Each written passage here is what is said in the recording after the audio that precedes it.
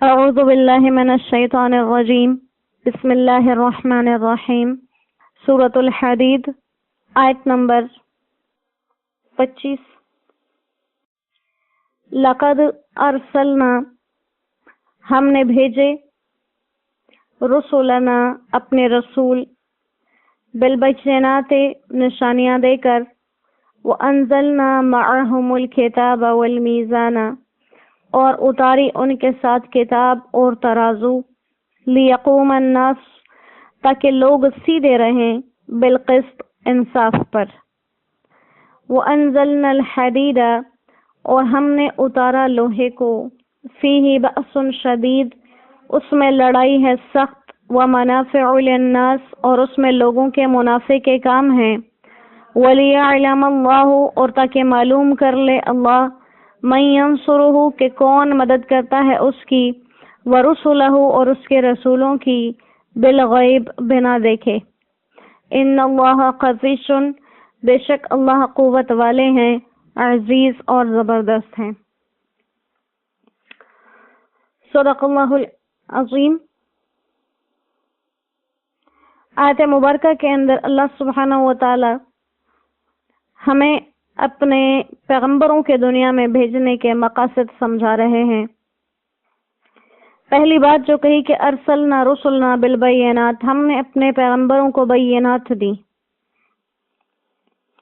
بینات کھلی اور واضح چیزوں کے معنی میں آتا ہے، تو اس کا مطلب واضح احکامات بھی ہو سکتے ہیں، جیسے تمام انبیاء جتنے بھی آئے اپنی شریعت واضح لے کر آئے، کسی بھی شریعت میں کوئی شک کوئی تردد نہیں تھا۔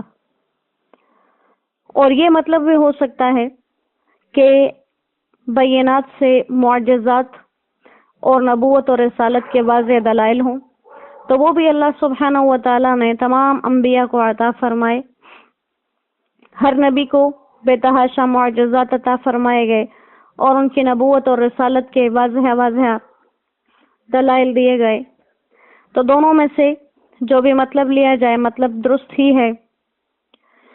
اور اس کے بعد کہا کہ ہم نے بینات کے ساتھ ساتھ انزلنا معہم الکتاب، ان کے ساتھ ہم نے کتاب بھی اتاری۔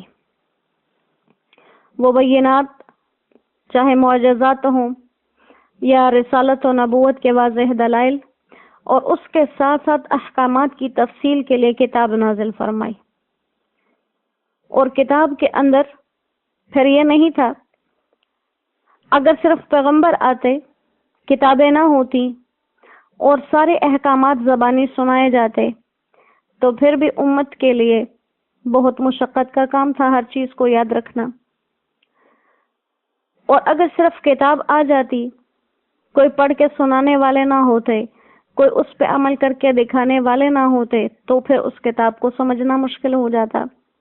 تو اللہ سبحانہ و تعالیٰ نے ہم پر اتنے احسانات فرمائے، کتاب بھی نازل کی، اور ان کے مطابق ان کو پڑھنا کیسے ہے، ان پہ عمل کیسے کرنا ہے، اس کے لیے اپنے نبی بھی بھیجے۔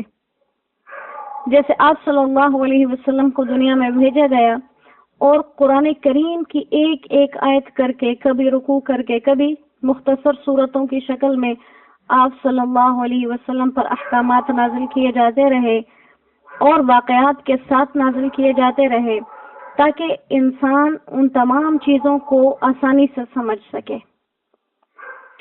جیسے ہم نے پڑھا 28ویں پارے میں، جب آپ صلی اللہ علیہ وسلم پر وحی آتی تھی تو آپ اس ڈر سے کہ کہیں آپ کو بھول نہ جائے جلدی جلدی پڑھنے کی کوشش کرتے تھے، تو پھر اللہ سبحانہ و تعالیٰ نے آپ کو تلقین فرمائی کہ آپ صرف خاموشی سے سنیے، اس کا یاد کروانا اور آپ سے ادا کروا دینا، آپ کے سینے میں اس کو جمع کرنا ہمارا کام ہے۔ تو پھر اس کے بعد آپ صرف سنتے، اور اللہ نے وہ ہم تک پہنچایا آپ صلی اللہ علیہ وسلم کے مبارک ذریعے سے۔ اور اس کے ساتھ جو دوسری چیز والمیزان، کتاب اتاری اور اس کے ساتھ میزان بھی اتاری۔ میزان بمانا وہ چیز جس سے کسی بھی چیز کا وزن کیا جائے، جس کو ہم عام زبان میں ترازو کہتے ہیں۔ ایک وہ ترازو ہوتی ہے جس سے چیزیں تولی جاتی ہیں کلو وغیرہ کے حساب سے، اور کچھ وہ چیزیں ہوتی ہیں جن سے وزن ناپے جاتے ہیں اور وہ دوسرے قسم کے آلات ہوتے ہیں، جیسے ہوا وغیرہ کے ناپنے کے لیے، روشنی کے ناپنے کے لیے. یہ ساری چیزیں اللہ سبحانہ و تعالیٰ نے نازل فرمائی. اب اللہ فرماتے ہیں کہ کتاب کو بھائی آسمان سے نازل کیا، تو اب کتاب کا نازل ہونا اور فرشتوں کے ذریعے انبیاء تک پہنچنا یہ تو معلوم ہے. تو میزان کیسے نازل کی؟ میزان کیسے نازل کی؟ اس کے بارے میں 2-3 اقوال ہیں. بعض حضرات فرماتے ہیں کہ میزان کے اتارنے کا مطلب کیا ہے کہ وہ احکامات جن کا تعلق ناپ تول سے ہے، ان احکامات کا مطلب کیا ہے کہ ہم نے میزان اتارا، یعنی ایسے احکامات اتارے کہ جن کو ترازو استعمال کرنے میں انسان اپنائے اور انصاف اختیار کرے. اور بعض کہتے ہیں کہ کتاب تو نازل ہوئی اور ترازو کے ایجاد کرنے کے لفظ کو اس کے ساتھ ذکر کر دیا، گویا مطلب یہ ہے کہ ہم نے کتاب اتاری اور ترازو کو ایجاد کیا. جیسے کہ سورہ رحمان کی آیت میں ہے کہ وَوَضَعَ الْمِيزَانَ، تو یہاں پر میزان کے ساتھ ایجاد کرنے کا لفظ آیا ہے کہ میزان کو یعنی ترازو کو ایجاد کیا گیا. اور بعض حضرات فرماتے ہیں کہ حضرت نوح علیہ السلام پر حقیقت میں آسمان سے ترازو نازل کی گئی تھی اور حکم دیا گیا تھا کہ اس سے ناپ تول کے حقوق پورے کرنے چاہیے. اور اس کے ساتھ کتاب اور میزان کے بعد ایک تیسری چیز کا ذکر کیا، حدید یعنی لوہا، اور اس کے لیے بھی انزلنا ہی کا لفظ استعمال کیا کہ ہم نے لوہا اتارا. تو اتارنے کا مطلب بھی اس کو پیدا کرنا ہے، جیسے قرآن کریم کی دوسری آیات میں جانوروں کے لیے بھی انزلنا کا لفظ استعمال ہوا ہے کہ انزل لکم من الانعام، تمہارے لیے چوپائے. اب انزلہ اتارے گئے بمعنی خلقنا یعنی کہ تخلیق کیے گئے، کیونکہ ہم خود دیکھتے ہیں اپنی آنکھوں سے چوپائے زمین پر ہی پیدا ہوتے ہیں، کہیں سے نازل نہیں ہوتے. اسی طرح سے لوہا یہ بھی دنیا کے اندر ہی اللہ نے رکھا ہوا ہے، پہاڑوں سے نکلتا ہے، کانوں سے نکلتا ہے، زمین سے نکلتا ہے. تو یہاں پر اس کے بھی تخلیق کا ذکر کیا، اور اس کی تخلیق کرنے کے بعد اس کے 2 حکمتیں ذکر کی کہ لوہے کو ہم نے اتارا اور اس کے اندر 2 خصوصیتیں ہیں. پہلی کیا ہے کہ مخالفین پر اس کا رعب پڑتا ہے اور سرکش لوگوں کو اس کے ذریعے احکام الہی پر اور عدل و انصاف کے تقاضوں کا پابند کیا جاتا ہے. اور اس کے اندر لوگوں کے لیے بہت سے فائدے اللہ نے رکھے ہیں، اور ہم خود دیکھتے ہیں اپنی آنکھوں سے کہ جس قدر بھی صنعتیں ہیں دنیا کے اندر جو ہو چکی جو ہو رہی ہیں، ان سب میں لوہے کی ضرورت ہمیشہ پڑتی ہے. لوہے کے بغیر کوئی صنعت نہیں چل سکتی. تو یہاں پر اب اس آیت مبارکہ کا فائدہ یہ سمجھ آ رہا ہے کہ اصل مقصد پیغمبروں اور کتابوں کے بھیجنے کا اور میزان عدل کو استعمال کرنے کا بیان ہے کہ لوگ کیا کریں. پیغمبروں اور ترازو کے بعد انسان کی ذمہ داری کیا ہے؟ لیقوم الناس بالقسط، تاکہ لوگ انصاف پر قائم ہوں. انبیاء کے بھیجنے کا مقصد اور میزان کے بھیجنے کا مقصد کیا ہے کہ لوگ انصاف پر قائم رہیں. اور اس کے بعد جو تیسری چیز ذکر کی یعنی لوہا، اس کی حکمت کو ذکر یوں کیا کہ اس کو لوگوں کی بھلائی میں بھی استعمال کیا جائے اور نافرمان لوگوں کو راہ راست پر لانے کے لیے استعمال کیا جائے. اور یہ لوہا اصل میں اسی عدل و انصاف کی تکمیل ہے جو پیغمبر اور کتاب کے ذریعے سے انسانوں کو تلقین کیا گیا کہ انبیاء علیہ السلام اور آسمانی کتابیں عدل و انصاف قائم کرنے کے لیے آئیں، اور جب وہ عدل و انصاف کے تقاضے کوئی پورے نہ کرتا تو ان کو عذاب آخرت سے ڈرایا جاتا. پھر میزان ان کو حدود سکھاتے کہ جس میں انصاف کیا جائے اور سرکشی کرنے والوں کو پھر اس کی سزا دی جائے. اب یہاں پر یہ تیسری چیز کا ذکر آ گیا کہ جو انسان نہ تو انبیاء کی بات مانے، نہ اپنے کاروبار اور کام کاج میں اللہ کے احکامات کو مانتے ہوئے ناپ تول کی پابندیاں پوری کرے، ان کو آزاد اگر چھوڑا جائے تو معاشرے میں عدل و انصاف ختم ہو جائے گا۔ لہٰذا اب ان کو پابند کرنے کے لیے اللہ نے لوہا اتارا، اور ہم دیکھتے ہیں کہ ہر زمانے میں جو آلات حرب بنے ہیں وہ لوہے سے بنے، جیسے پرانے زمانے میں تلوار اور نیزے وغیرہ تھے۔